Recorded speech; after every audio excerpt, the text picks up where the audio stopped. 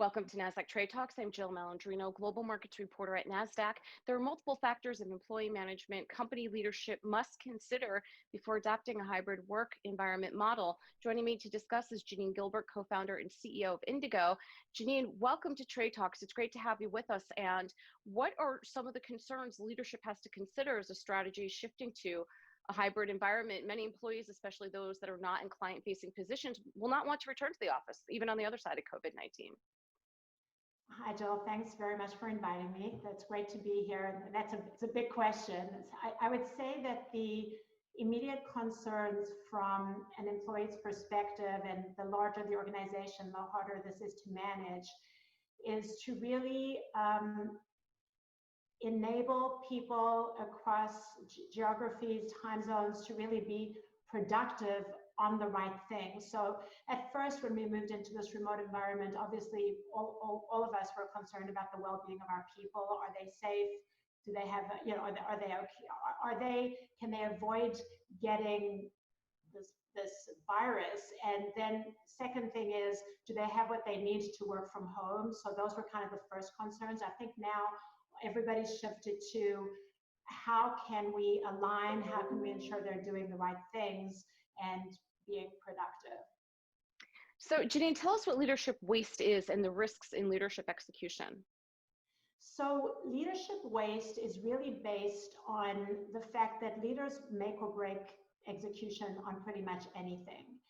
And consistent research shows that leaders, and when I say leaders, I'm talking about in a large organization, the top 20 to 30% of an organization. So everyone from the youngest manager all the way up to the executive team. And research shows that the average waste is 41% from these people focusing on the wrong things, or rather not focusing, just doing the wrong things, which generates an enormous amount of waste, not just the direct cost, which is monumental. I think it's over $320 billion every single year, just for Fortune 500 companies.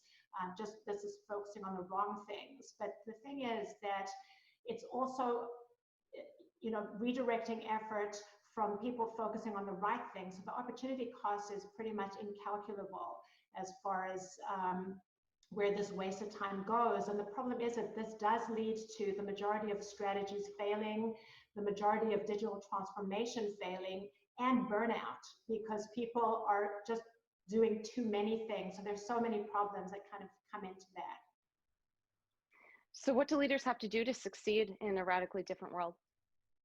I think several things. The first thing would be just be aware that we're living in a new world. And this was pre-COVID. COVID has just accentuated this. But we're living in a new world, yet we have not questioned the way that we execute for a very long time.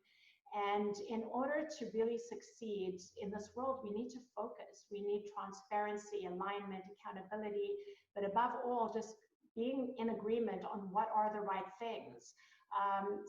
So this resource that everybody's sitting on top of, this leadership resource, is a very important one because it influences the choices in concentric circles of everyone in the organization. And it's just burnout is also becoming an epidemic now, with people so worried, especially in a remote environment. They want to show that they're productive, so they're online for longer, they're doing more meetings than ever, and it's a very hard thing. And we always say that you measure everything in an organization. You measure the ROI, you measure ROE, ROA. Why are you not measuring leadership capacity? Because that's limited, right?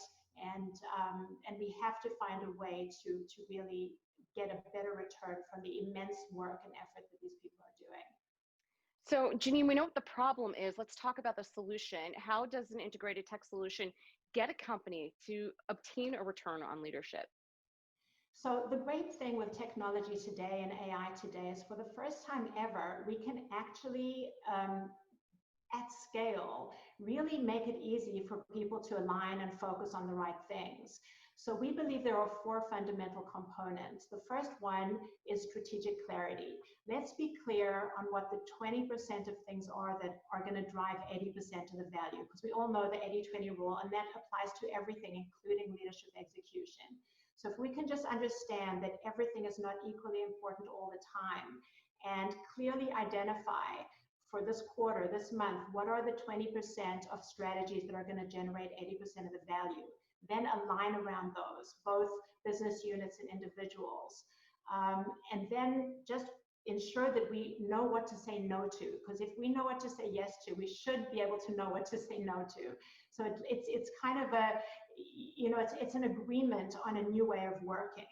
And if we can do that, not only can we decrease stress levels and burnout, but we can really achieve things that we can't achieve when people are trying to do too much. And I would say there's one more thing, and that's a connection to purpose and something bigger than us. Today, more than ever, people are looking for meaning. Everyone questioned everything when we suddenly found ourselves in a new world. We realized what was important, what wasn't important, what we really needed, and what we wanted in our lives. And connection to purpose has become a big thing. And for the enterprise, moving from closer to stakeholder engagement versus shareholder engagement. And connection to purpose, people working hard and knowing that their hard work is actually doing something meaningful and making a difference is very important to people, and even more so these days. Okay, Janeen, appreciate the insight. Thanks for joining us on Trade Talks. Thanks. Have a great day. And thanks for joining me. I'm Jill Malandrino, Global Markets Reporter at Nasdaq.